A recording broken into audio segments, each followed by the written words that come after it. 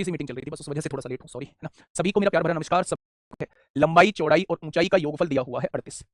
इसके विकर्ण की लंबाई, भाई साहब विकर्ण की लंबाई दी हुई है L square plus B square plus H square की वैल्यू कितनी दी हुई है, तो आप कहेंगे उसकी वैल्यू दी हुई है 22। कोई दिक्कत? हमसे पूछा है घनाभ का पृष्ठीय क्षेत्रफल क्या होगा, भाई साहब वो आपसे इसकी वैल्यू पूछना चाह रहा है। क्या लिंक कर पा रहे हैं चीजों को? बोलिए, क्या क्या लिंक कर पा रहे हैं चीजों को? क्या लिंक कर पा रहे हैं चीजों को? फटाफट बताइए। देखिए मेरे प्यारे दोस्त, ध्यान से सुनना मेरे प्यारे भाई, अगर मैं दोनों साइड स्क्वायर कर दूं, यहां दोनों साइड स्क्वायर कर दूं, तो मेरे प्यारे दोस्त आप कहने वाले हैं कि भैया जी L square plus B square plus H square की वैल्यू 22 का स्क्वायर 484 आ जाएगी। ठीक है, अब यहां आप लोगों को एक चीज समझ आ रही होगी, अगर मैं दोनों साइड स्क्वायर करता हूं तो मेरे भाई चीजें बन सकती हैं। मैंने क्या किया, मैंने यहां दोनों साइड स्क्वायर कर दिया।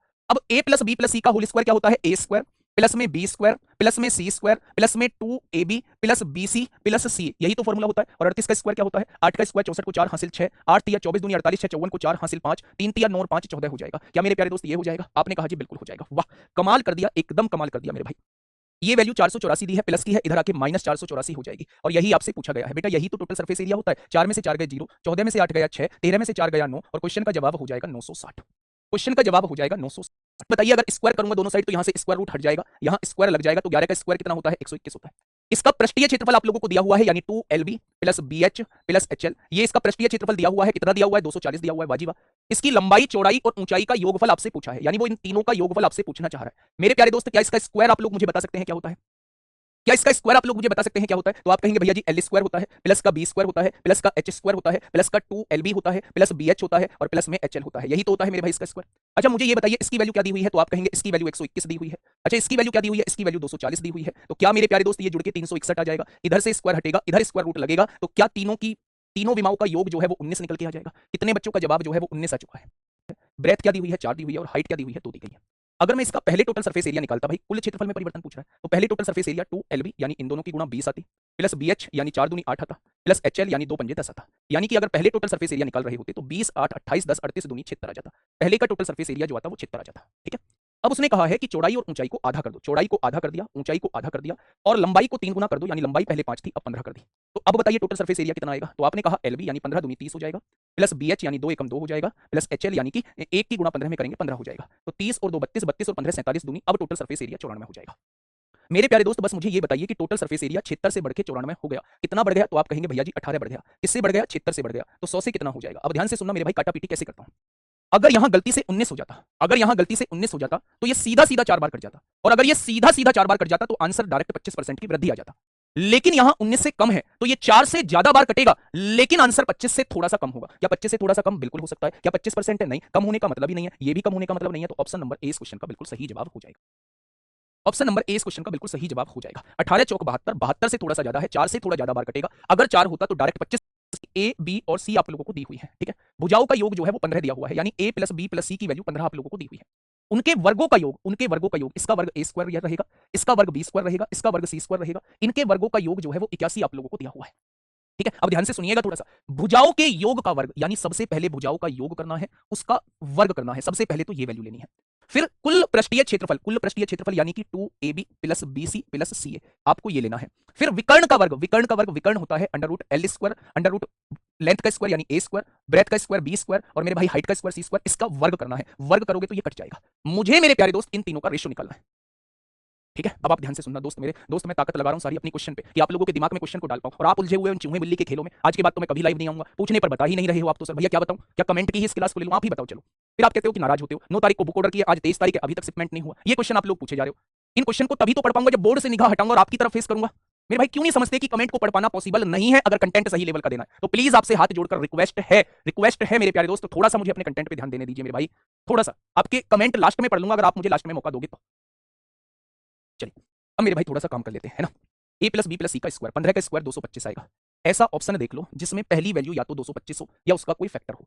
पहली वैल्यू 225 है, पहली वैल्यू 225 है, पहली वैल्यू 25 है, उसका फैक्टर है पहली वैल्यू 25 है, यानी ऑप्शन से डिवाइड हम डिसाइड नहीं कर सकते। यहाँ ये मेरे भाई लास्ट वाली वैल्यू जो है वो 81 है, लास्ट वाली वैल्यू जो है वो 81 है। A square plus B square plus C square की वैल्यू 81 है। आप रेशो निकाल लो पहले और आखिरी का। 225 रेशो 81 किसमें बन रहा है?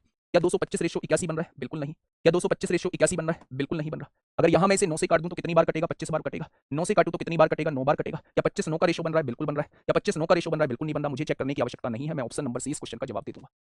मैं ऑप्शन नंबर सी इस क्वेश्चन का जवाब दे दूंगा। था ही नहीं भाई कुछ क्वेश्चन में। बोलो। आप समझिए तो सही मैं आखिर कहना क्या चाह रहा हूं आप लोगों से। मैं ये कहना चाह रहा हूं कि तीन साइड हैं ए बी और सी, तीनों का योग जो दिया हुआ है वो 15 दिया हुआ है, तीनों के वर्गों का योग जो दिया हुआ है वो 81 दिया हुआ है।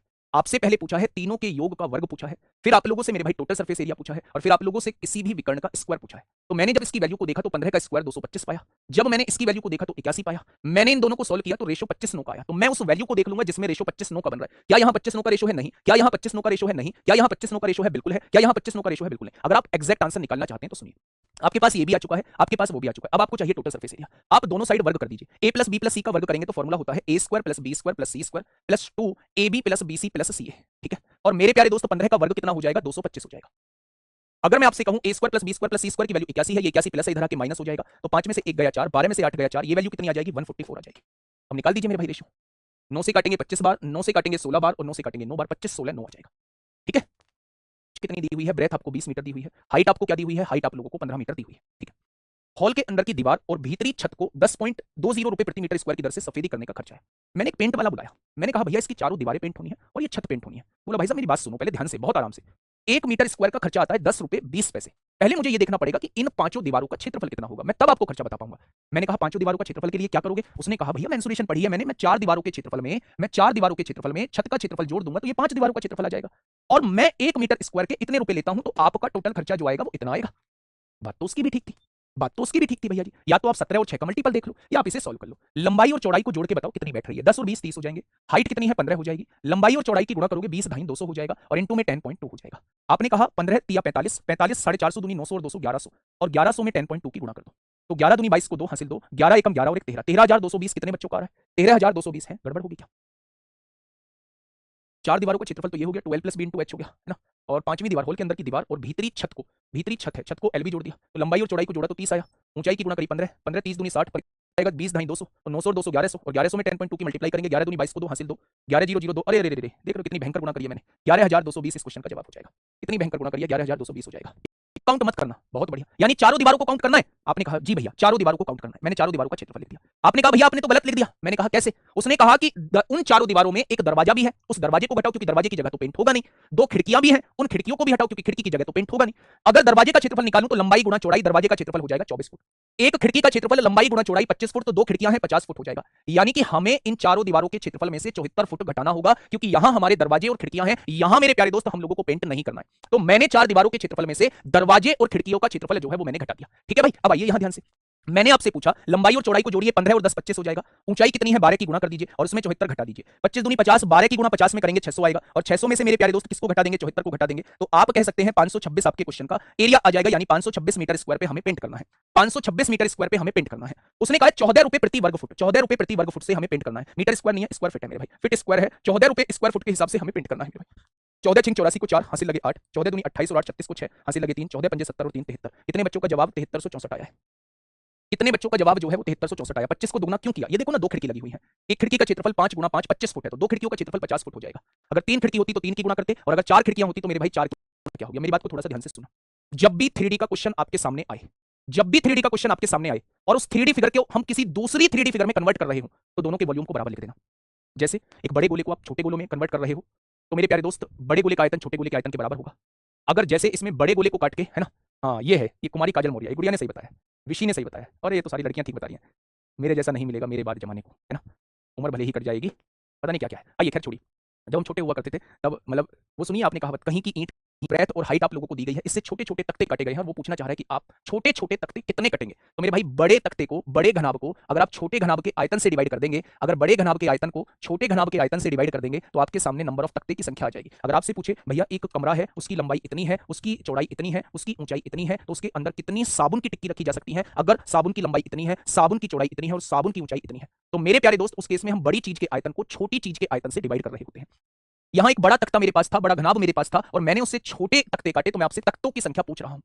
ठीक है, तो मेरे भाई बड़े तख्ते के आयतन को छोटे तख्ते के आयतन से डिवाइड कर दीजिए। कट जाएगा, कट गया। पॉइंट हटाएंगे, एक जीरो ऊपर बढ़ाएंगे, पॉइंट हटाएंगे, एक और जीरो ऊपर बढ़ाएंगे। 5 चौक 20 से कितनी बार कट जाएगा? 5 बार। तो टोटल तख्तों की संख्या कितनी हो जाएगी? 5 हो जाएगी।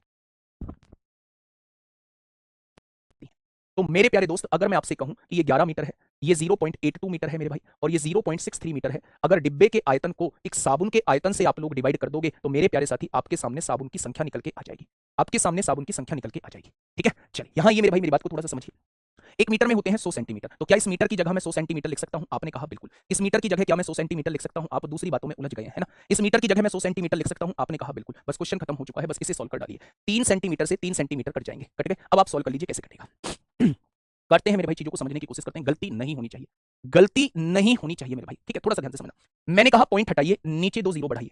मैंने कहा पॉइंट हटाइए, नीचे 2 जीरो बढ़ाइए। मैंने कहा पॉइंट हटाइए, ऊपर 1 जीरो बढ़ाइए। कोई समस्या? आपने कहा कोई समस्या नहीं। मैंने कहा 200 से 200 उड़ा दीजिए, ठीक है? अब आप काटापीटी मचाएंगे क्या? आपने कहा बिल्कुल बचाएंगे। 9 सत्ते 63 होते हैं, 9 पंजे 45 होते हैं, 5 दूनी 10 से 10 कट जाएगा मेरे भाई। 4 से काटेंगे 25 बार कटेगा, 4 से काटेंगे 2 बार कटेगा, 2 से काटेंगे 41 बार कटेगा। आंसर 7 का मल्टीपल आएगा। यूनिट जेड से भी आप कर सकते हैं। 1 एकम 1, 1 सत्ते 7, 7 पंजे 35, पीछे 5 आएगा। आंसर डी ऑप्शन हो जाएगा। ठीक है जी, बहुत बढ़िया। एक 22 मीटर लंबे और 14 मीटर चौड़े खेल में 4 मीटर लंबा और 2 मीटर चौड़ा और 1.5 मीटर गहरा गड्ढा खोदा जाता है। यदि गड्ढे से निकली मिट्टी को शेष खेत में एक समान रूप से फैलाया जाता है तो खेत के स्तर में होने वाली वृद्धि ज्ञात कीजिए। फील लोगे? फील लेके समझाते हैं बच्चे, है ना? फील लेके इस क्वेश्चन को थोड़ा सा समझाते हैं। ये एक ग्राउंड है, ये एक खेल का मैदान है। आपने कहा जी ठीक है, ये एक खेल का मैदान है। एक गड्ढा खोदा जाता है, गड्ढा खोदा गया होगा तो गड्ढे से मिट्टी निकली होगी। अगर गड्ढे से जाने से पहले मुझे सिलेक्शन का दिव्यास्त्र बुक दिलाकर जाना। आयतन होगा लंबाई गुणा चौड़ाई गुणा ऊंचाई, उतना ही मेरे प्यारे दोस्त उस मिट्टी का आयतन होगा। उस मिट्टी का मेरे प्यारे दोस्त आयतन होगा। बहुत बढ़िया जी, बहुत अच्छी बात है। तो अब इस मिट्टी को कहां फैलाया गया होगा? शेष भाग पे फैलाया गया होगा। अगर मैं आपसे ये कहूं कि मेरे भाई इस पूरे खेल के मैदान का क्षेत्रफल कितना है, तो मेरे भाई आप कहेंगे लंबाई गुणा चौड़ाई। 14 दूनी 28 को 8 हासिल 2, 14 दूनी 28 और 2 30। क्या पूरे खेल के मैदान का क्षेत्रफल 308 है? अगर मैं मैदान का क्षेत्रफल निकालूं इस गड्ढे का क्षेत्रफल, तो लंबाई गुणा चौड़ाई 4 दूनी 8। अगर पूरे क्षेत्रफल में से इस गड्ढे के क्षेत्रफल को घटा दूंगा तो क्या 300 मीटर स्क्वायर शेष भाग का क्षेत्रफल आ जाएगा? यानी कि 300 मीटर स्क्वायर पर वो मिट्टी बिछाई गई होगी। अगर 300 मीटर स्क्वायर पर वो मिट्टी बिछाई गई होगी तो मेरे प्यारे दोस्त अगर क्षेत्रफल में ऊंचाई की गुणा कर दूं तो उस मिट्टी का आयतन बन जाएगा, और उस मिट्टी का आयतन 12 मीटर क्यूब दिया है। यानी कि मीटर स्क्वायर से मीटर स्क्वायर कट जाएगा। एच की वैल्यू कितनी आ जाएगी? 12/300 मीटर आ जाएगी। क्या आंसर मीटर में मांग रहा है या सेंटीमीटर में? आंसर सेंटीमीटर में है, तो मीटर की जगह सेंटीमीटर लिखना है तो मीटर की जगह 100 सेंटीमीटर लिख सकते हैं। जब आप 100 से काटेंगे तो 3 बार कटेगा और 3 से 12 4 बार कटेगा, तो आंसर कितना आ जाएगा? 4 सेंटीमीटर उस मैदान की ऊंचाई हो जाएगी। बताइए जाती है मिट्टी। हर तू का क्वेश्चन बहुत पूछते हो। Type 2 cube. मेरे भाई क्यूब जो होता है वो एक तरीके का क्यूबॉइड होता है। क्यूब जो होता है वो एक तरीके का क्यूबॉइड होता है। क्यूबॉइड के सारे फॉर्मूले जो है वो क्यूब के अंदर लगते हैं। आपको क्यूब अलग से पढ़ने की जाती है तो वो 4a स्क्वायर होता है। अगर 5 दीवारों के क्षेत्रफल की बात की जाती है तो वो 5a स्क्वायर होता है। अगर 6 दीवारों के क्षेत्रफल की बात की जाती है तो वो 6a स्क्वायर होता है। अगर विकर्ण की बात की जाती है तो √3a होता है। और अगर किसी भी सतह के विकर्ण की बात की जाती है, सतह मतलब किसी भी दीवार का विकर्ण, तो इसमें तो सारी दीवारें बराबर है, सारी दीवारें बराबर है तो ये स्क्वायर के शेप में है, तो मेरे प्यारे दोस्त ये हो जाएगा इसका √2a। अगर सरफेस का डायगोनल पूछा है तो वो √2a होता है मेरे प्यारे भाई। अधिकतम आयतन क्या होगा? आयतन पूछ रहा है तो मेरे प्यारे दोस्त आप कह सकते हैं कि भुजा का घनी आयतन होता है 4 चौक 16 चौका 64। पीछे 4 आएगा, पीछे 4 आएगा तो 14 का क्यूब कितना होता है? 14 का क्यूब होता है मेरे भाई 2744 या 3144 होता है। 2744 होता है या 3144 होता है मेरे भाई। 14 का स्क्वायर 196 होता है और इसकी गुणा 14 में करेंगे। 14 छिंग 84 को 4 हासिल 8, 14 निम्मा 126 126 और 8 134 को 4 हासिल 13, 14 एकम 14 और 13 27 होता है। तो मेरे प्यारे दोस्त इसका आंसर कितना आ जाएगा? 2744 आ जाएगा। ठीक है, आप लोगों को दिया हुआ है तो क्या उस क्यूब की भुजा जो है आपके सामने 12 आ जाएगी? क्या उस क्यूब की भुजा जो है वो आपके सामने 12 आ जाएगी? और मेरे प्यारे दोस्त उसका आयतन आपसे पूछा है तो आपका आयतन कितना आ जाएगा? 12 का क्यूब यानी कि 1728 आ जाएगा। आप एक बात को समझिए, छोटी छोटी लाइन को समझिए, वो वास्तव में कहना क्या चाहता है। वो आपसे ये कहना चाह रहा है यदि किसी घन के एक फलक यानी एक सरफेस का पेरीमीटर दिया है, भाई एक दीवार को देखो तो सही, जहां भी आपके सामने दीवार है उसको देखिए, क्या वो आयतन के बराबर दिया गया है? अगर मैं आपसे ये कहूं कि 1000 और 512 1512 और 16 1528 और 200 1728 हो जाएगा, मेरे प्यारे दोस्त अगर मैं बड़े घन की भुजा आपसे पूछूं तो 1728 का घनमूल जो होता है वो 12 होता है। यानी कि ये जो बड़ा घन बनेगा इसकी भुजा कितनी आ जाएगी? तो आप कहेंगे इसकी भुजा 12 सेंटीमीटर आ जाएगी। कितनी? 12 सेंटीमीटर आ जाएगी दोस्त। ठीक है,